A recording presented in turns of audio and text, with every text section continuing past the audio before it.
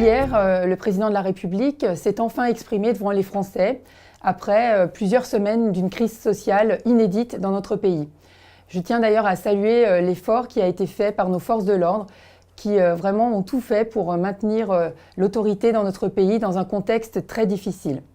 Nous avons entendu le message du président de la République qui s'est exprimé après avoir méprisé les Français, après avoir méprisé les élus.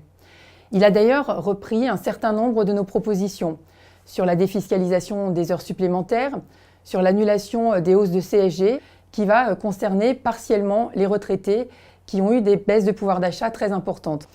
Chez les Républicains, nous sommes très attentifs puisque aujourd'hui, nombre des propositions annoncées par le président de la République ne sont pas financées.